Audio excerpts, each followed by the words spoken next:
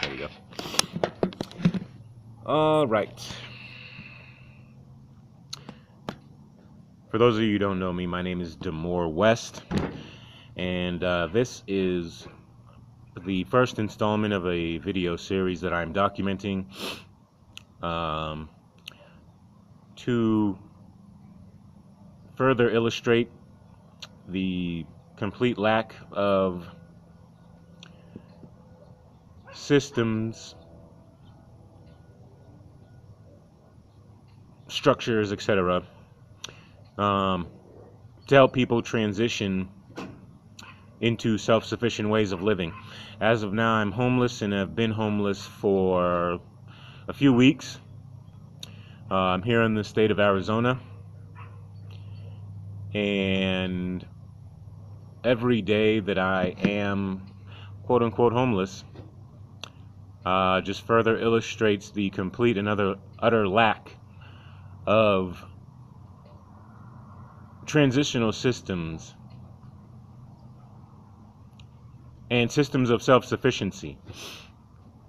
As I've had the wonderful experience of being homeless, it's opened up my eyes even more to the complete lack of self-sufficient systems that are sorely needed, not only here but across the nation. On my walk up here from the shelter to the park, I passed many yards that were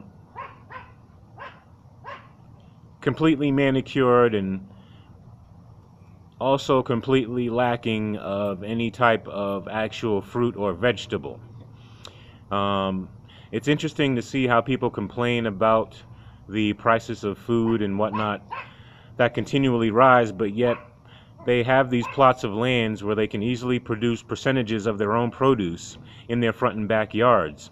So it's kind of funny to me to see and hear people complain about, the prices of things, especially food, when they have land that they can easily grow food on and save themselves some money instead of always having to go to a supermarket or what's called down here a food city.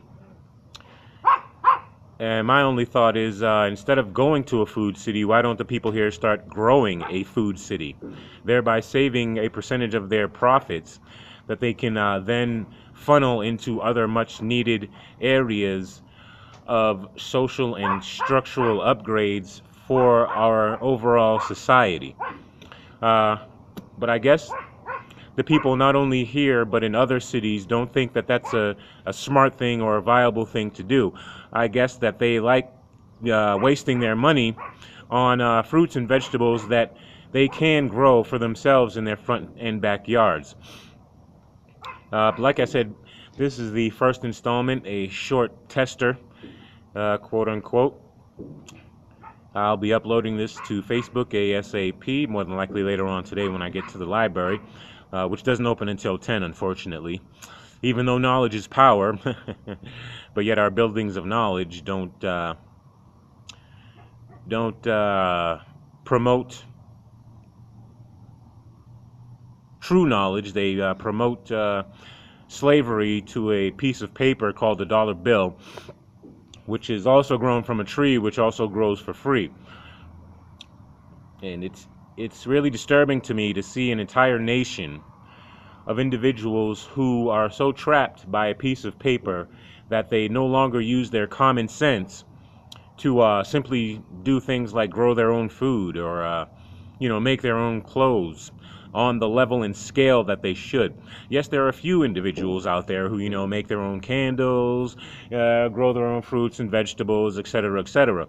But on a whole, from city to city, the level of people who are actually self-sufficient and knowledgeable about these systems, moreover, the level of people who are implementing these systems into our quote-unquote mainstream society remains at such a low level as to be nearly non-existent.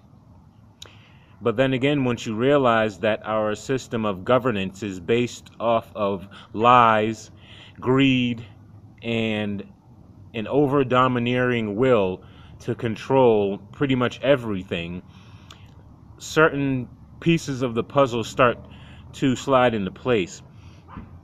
But as I said, this is the first installment, just a tester to see how it goes.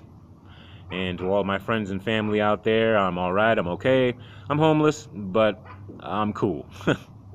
I'm all right. I've survived worse. You know, I've had guns pointed at me, etc., etc.